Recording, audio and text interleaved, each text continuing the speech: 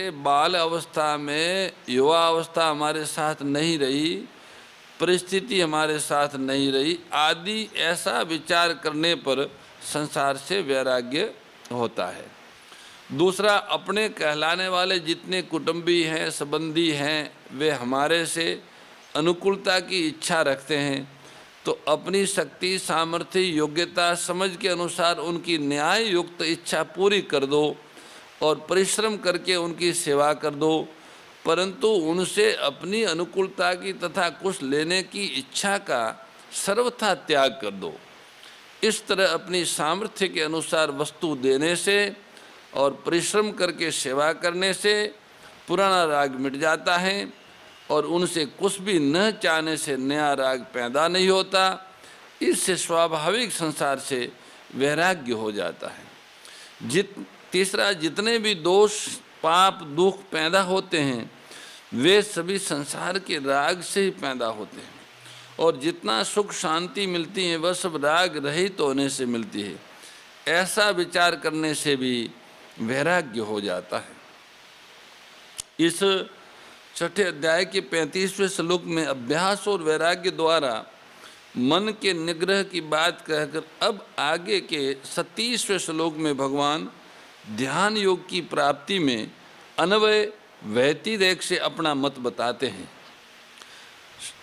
श्री भगवान कहते हैं कि जिसका मन पूरा वश में नहीं हुआ उसके द्वारा योग प्राप्त करना कठिन है, परंतु उपाय पूर्वक यत्न करने वाले तथा वश में किए हुए मन वाले साधक को योग प्राप्त हो सकता है, ऐसा मेरा मत है। असंआत्मना योगो दुष्प्राप, मेरे मत में तो जिसका मन वश में नहीं है उसके द्वारा योग सिद्ध होना कठिन है, कारण कि योग की सिद्धि में मन का वश में न होना जितना बाधक है उतनी मन की चंचलता बाधक नहीं है। ध्यान योगी को अपना मन वश में करना चाहिए।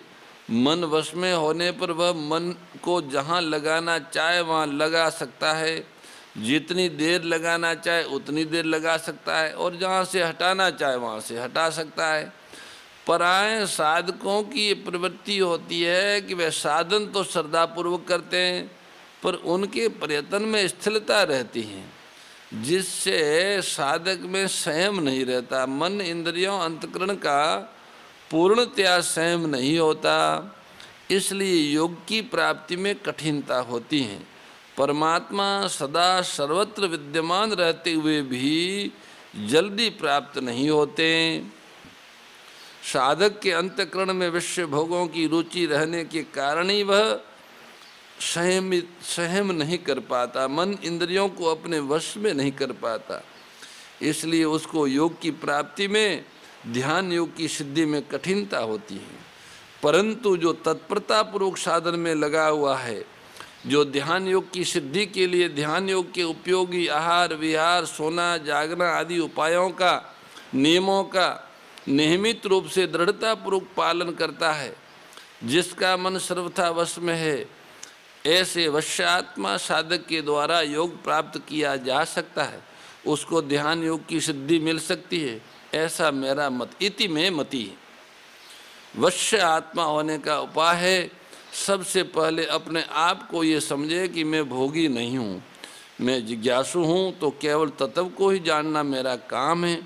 मैं भगवान का हूँ तो केवल भगवान के अर्पित होना ही मेरा काम है। मैं सेवक हूँ तो केवल सेवा करना ही मेरा काम है। किसी से कुछ भी चाहना मेरा काम नहीं है।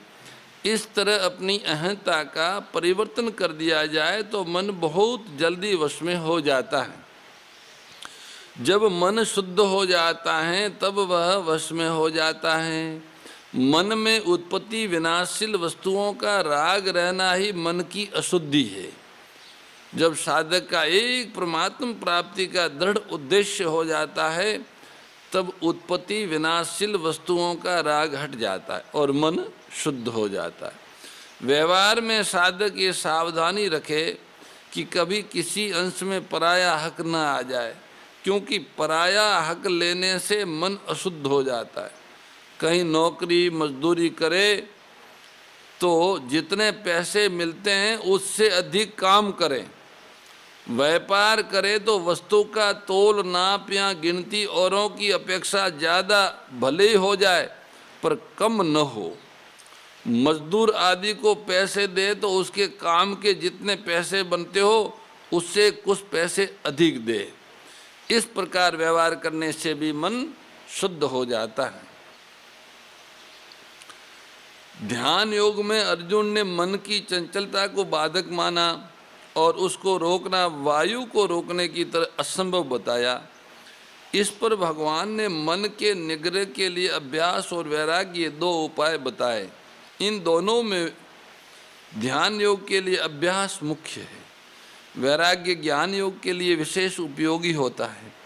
यद्यपि वैराग्य ध्यान योग में भी सहायक है, तथापि ध्यान योग में राग के रहते हुए भी मन को रोका जा सकता है। अगर ये कहा जाए कि राग के रहते हुए मन नहीं रोकता तो ये आपत्ति आती है। पातंजलि योग दर्शन के अनुसार चित्तवृत्तियों का निरोध अभ्यास से ही हो सकता है। अगर उसमें वैराग्य ही कारण हो तो सिद्धियों की प्राप्ति कैसे होगी? अगर भीतर राग रहते हुए चित्त एकाग्र और निरुद्ध हो गया तो उसमें राग के कारण से सिद्धियां प्रकट होती हैं। कारण कि स्वयं किसी न किसी सिद्धि के लिए किया जाता है और जहाँ सिद्धि का उद्देश्य है वहाँ राग का अभाव कैसे हो सकता है? परंतु जहाँ केवल परमात्मा का उद्देश्य है वहाँ ये धारणा, ध्यान और समाधि भी परमात्मा की प्राप्ति में सहायक होते हैं। एकाग्रता के बाद जब चित्त की निरुद्ध अवस्था आती है तब समाधि होती है। समाधि कारण शरीर में होती हैं और समाधि से भी व्युत्थान होता है। जब तक समाधि और व्युत्थान ये दो अवस्थाएं हैं तब तक प्रकृति के साथ संबंध है। प्रकृति से सर्वथा संबंध विच्छेद होने पर तो सहज अवस्था होती है, जिसे व्युत्थान होता ही नहीं। अतः चित्त की चंचलता को रोकने के विषय में भगवान ज़्यादा नहीं बोले, क्योंकि चित्त को निरुद्ध करना भगवान का ध्येय नहीं। भगवान ने जिस ध्यान का वर्णन किया है वह ध्यान साधन है, ध्येय नहीं है। भगवान के मत में संसार में जो राग है यही खास बाधा है और इसको दूर करना ही भगवान का उद्देश्य है। ध्यान तो एक शक्ति है, एक पूंजी है जिसका लौकिक पारलौकिक सिद्धियों आदि में सम्यक उपयोग किया जा सकता है। स्वयं केवल परमात्मा को चाहता है तो उसको मन को एकाग्र करने की इतनी आवश्यकता नहीं जितनी आवश्यकता प्रकृति के कार्य मन से संबंध विच्छेद करने की है, मन से अपनापन हटाने की है, मन से ममता को मिटाने की है। अतः जब समाधि से भी उपरती हो जाती है तब सर्वातीत तत्व की प्राप्ति होती है। तात्पर्य है कि जब तक समाधि अवस्था की प्राप्ति नहीं होती तब तक उसमें एक आकर्षण रहता है। जब वह अवस्था प्राप्त हो जाती है तब उसमें आकर्षण न रहकर सच्चे जिज्ञासु को उससे उपरति हो जाती है। उपरति होने से अवस्था मात्र से संबंध विच्छेद होने से अवस्था अतीत चिन्मय तत्व की अनुभूति होती है। यही योग की सिद्धि है। चिन्मय तत्व के साथ आत्मा का नित्य योग, नित्य संबंध है। वास्तव में ध्यान योग की सिद्धि के लिए मन का निग्रह करना उतना आवश्यक नहीं है जितना उसको वश में करना, शुद्ध करना आवश्यक है। शुद्ध करने का तात्पर्य है मन में विषयों का राग न रहना। जिसने अपने मन को शुद्ध कर लिया उसका ध्यान योग प्रयत्न करने पर सिद्ध हो जाता है। भगवान ने 31वें श्लोक में सर्वभूत स्थितम यो माम कहा बात कही थी, उसमें मुख्य बाधा है भगवत बुद्धि न होना। सब में भगवान है इस भाव से मेरा भजन करो ऐसा कहा था। ऐसा भजन न होने में कारण है कि सब में भगवत बुद्धि न होना। 32वें श्लोक में भगवान ने आत्मोपमेन कहा सर्वत्र संपश्यति अर्जुन, तो जो बात पहले कही थी उसी में मुख्य बाधा राग द्वेष होना है, परंतु अर्जुन ने भूल से मन की चंचलता को बाधक समझ लिया। मन की चंचलता बाधक नहीं है, सब में भगवत बुद्धि न होना और राग द्वेष होना यही बाधक है। जब तक राग द्वेष रहते हैं तब तक सब में भगवत बुद्धि नहीं होती, और जब तक सब में भगवत बुद्धि नहीं होती, भगवान के सिवाय दूसरी सत्ता की मान्यता रहती है, तब तक मन का सर्वथा निरोध नहीं होता। वर्ती का निरोध करने से वर्ती की सत्ता आती है, क्योंकि वर्ती की सत्ता स्वीकार की है तभी तो निरोध करते हैं।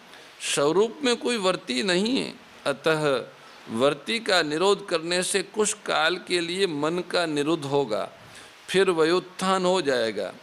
अगर दूसरी सत्ता की मान्यता ही न रहे तो फिर व्युत्थान का प्रश्न ही पैदा नहीं होगा, कारण कि दूसरी सत्ता न हो तो मन है ही नहीं, द्वंद्व को लेके ही मन है। 37वें श्लोक में भगवान ने कहा कि जिसका अंतःकरण पूरा वश में नहीं है, जो स्थिर प्रयत्न वाला है, धीमी गति से चलने वाला, उसको योग की प्राप्ति में कठिनता होती है। इस पर अर्जुन के मन में प्रश्न उठा। वो अपने प्रश्न को अगले 2 श्लोकों में भगवान के सामने प्रस्तुत करते हैं।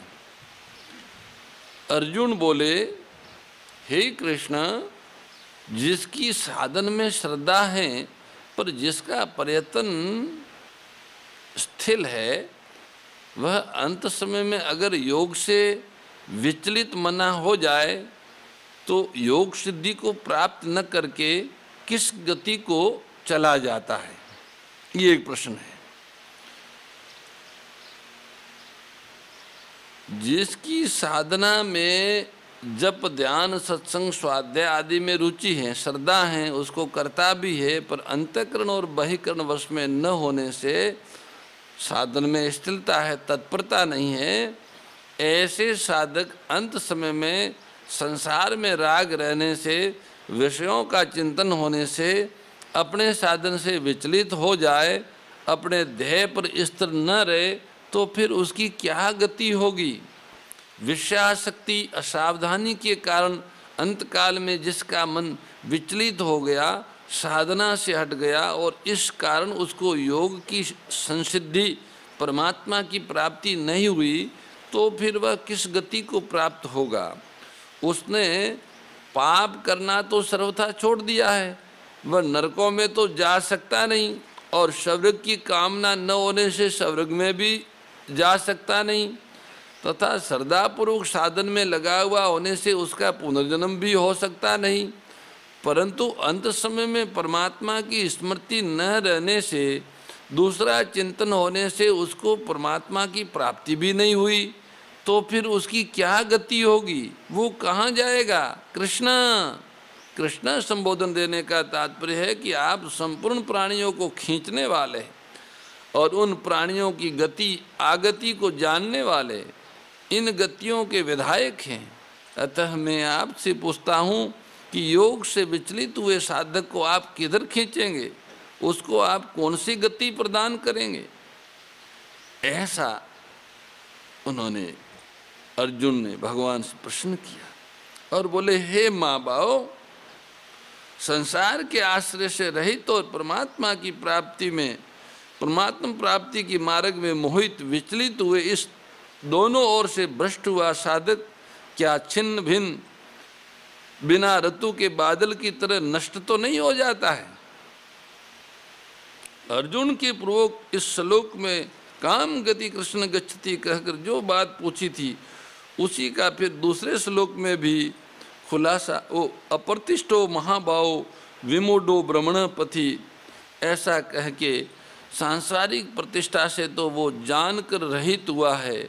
उसने संसार के सुख आराम आदर सत्कार यश प्रतिष्ठा आदि की कामना छोड़ दी है, इनको प्राप्त करने का उद्देश्य नहीं रहा है। इस तरह संसार का आश्रय छोड़कर वह परमात्मा प्राप्ति के मार्ग पर चला पर जीवित अवस्था में परमात्मा की प्राप्ति नहीं हुई और अंत समय में साधन से विचलित हो गया, परमात्मा की स्मृति नहीं रही, तो फिर क्या होगा? ऐसा वह दोनों ओर से भ्रष्ट हुआ, सांसारिक और पारमार्थिक दोनों उन्नतियों से रहित हुआ साधक छिन्न भिन्न बिना ऋतु के बादल की तरह नष्ट तो नहीं हो जाता। जैसे किसी बादल के टुकड़े ने अपने बादल को तो छोड़ दिया और दूसरे बादल तक वह पहुंचा नहीं, वायु के कारण बीच में ही छिन्न भिन्न हो गया। ऐसे ही साधक ने संसार के आश्रय को तो छोड़ दिया और अंत समय में परमात्मा की स्मृति नहीं रही, फिर वह नष्ट तो नहीं हो जाता, उसका पतन तो नहीं हो जाता।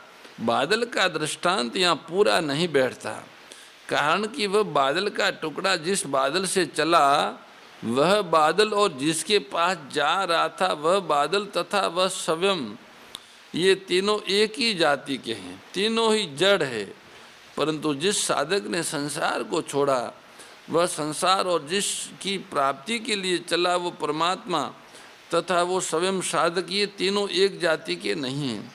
इन तीनों में संसार जड़ है और परमात्मा तथा स्वयं चेतन है। इसलिए पहला आश्रय छोड़ दिया और दूसरा आश्रय प्राप्त नहीं हुआ। इस विषय में उपयुक्त दृष्टांत ठीक बैठता है। इस श्लोक में अर्जुन के प्रश्न का आश्रय यह है कि साक्षात परमात्मा का अंश होने से जीव का अभाव तो कभी हो नहीं सकता। अगर इसके भीतर संसार का उद्देश्य होता, संसार का आश्रय होता, तो ये स्वर्ग आदि लोकों में अथवा नरकों में तथा पशु पक्षी आदि आसुरी योनियों में चला जाता। राग द्वेष विदारिणी कारिणी मोद सदा, ओ मैया कारिणी मोद सदा। भव भय हारिणी तारिणी, भव भय हारिणी तारिणी, परमानंद प्रदा। ओम जय भगवद गीते। आसुर भाव विनाशिनी नाशिनी तमरजनी, ओ मैया नाशिनी तमरजनी। दैवी सद्गुणदायिनी, दैवी सद्गुणदायिनी, हरि रसिका सजनी। ओम जय भगवद गीते। परम श्रद्धेय गौरीशी स्वामी श्री दत्त शरणानंद जी महाराज की प्रेरणा व मार्गदर्शन में विश्व के सबसे बड़े गौ सेवा संस्थान श्री गोधाम महातीर्थ पथमेड़ा द्वारा संरक्षित लाखों बीमार, विकलांग, वृद्ध एवं अशक्त गोवंश वेद लक्षणा गोमाता की सेवा के साथ साथ भारतीय गोवंश का संरक्षण, संपोषण, संवर्धन एवं उनसे प्राप्त पंचगव्यों का परिष्करण व विनियोग करना, घर घर गोपालन, गो अभ्यारण्य, घास चारा उत्पादन हेतु गोचर भूमि का विकास, गोपालन लोक संस्कृति के पुनर्जागरण हेतु वेद लक्षणा गो महिमा का प्रचार प्रसार करना तथा गोपालक किसानों के स्वावलंबन हेतु गो कृषि अन्न एवं गो दुग्धान का गुणवत्ता युक्त बाजार तैयार करना श्री गोधाम महातीर्थ का पावन उद्देश्य है। आप सभी दानदाता श्री गोधाम महातीर्थ पथमेड़ा द्वारा संचालित गो सेवा महाअभियान में बढ़ चढ़कर सहयोग कर लाखों बीमार, विकलांग, वृद्ध एवं अशक्त गोवंश के गोग्रास सेवा हेतु श्री गोधाम महातीर्थ पथमेड़ा लोक पुण्यार्थ न्यास के बैंक ऑफ बड़ौदा खाता संख्या 084901000238827 IFSC कोड BARB 0 ASHRAM शाखा आश्रम रोड अहमदाबाद में गोग्रास सेवा निमित्त जमा कर सकते हैं। अधिक जानकारी के लिए संपर्क करें 7742093179 7665059999 7073000151।